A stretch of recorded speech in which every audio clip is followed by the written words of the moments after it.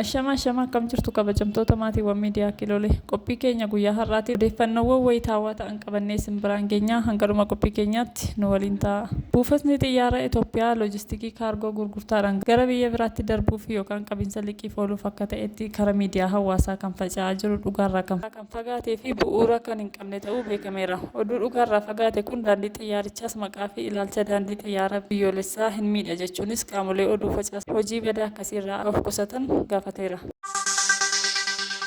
Magaalaa Moojootti piroojektonni 48 birrii miliyoona 280 oliin ijaaramuun tajaajilaaf qophaa'uu ibsameera. Magaalichatti bara kana ijaarsi piroojektoota bu'uuraalee misoomaa magaalaa Moojoo Ismaart Siitii gochuun fayyadamummaa uummata magaalichaa mirkaneessan birrii miliyoona 280 oliin hojjetamaa turan xumuramuun tajaajilaaf qophaa'uu kantiibaan magaalichaa aadde Kadijaa Jamaal ibsaniiru.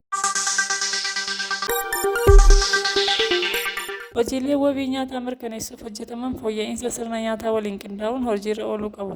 Hojiilee wabii nyaataa mirkaneessuuf hojjetaman fooyya'insa sirna nyaataa waliin qindaa'uun hojiirra ooluu akka qabu koreen istiriingii sirna nyaataa ministeerotaa beeksise. Koreen istiriingii sirna nyaataa ministeerotaa yaa'ii hundeeffama isaa jalqabaa taa'eera. Koreen kunis adeemsa sirna nyaataa Itoophiyaa fi rood maappii tiraansfoormeeshinii sirna nyaataa hojiitti galchuun alatti waliigalteen waadaa soqotaa akka hojiirra ooluuf ni hojjeta jedha. Koreen ministeerotaa kun waajjiraalee ministeerotaa 15 kan of keessatti qabate yoo ta'u ministeera qonnaa fi ministeera fayyaan kan hoogganamu ta'uu himameera. Ministeerri fayyaa Dr. Liyaa Taaddasaa rood maappiin tiraansfoormeeshinii sirnaa fi akkaataa nyaata Itoophiyaa bara 2012 irraa eegalee hojiirra akka oole eeraniiru. Sirna nyaata Itoophiyaa jijjiiruuf oomishaa fi oomishtummaa fooyyessuu fi nyaata madaalamaa hawaasa biraan ga'uuf kan kaayyeffate ta'us Dr. Liyaan himaniiru. Ministeerri qonnaa Dr. Girmaa Amantee gama isaaniin furmaata bu'aa jijjiiran rood maappii keessatti kan kaa'an sirnaan hojiirra akka oolaniif korichi ni hojjeta jedhan. Egaa qophii keenya irraa asuma irratti golomnaa turtii gaarii qabaadhaa. Laayik, sheer, sabiskiraayib gochuun dagatiina galatoomaa.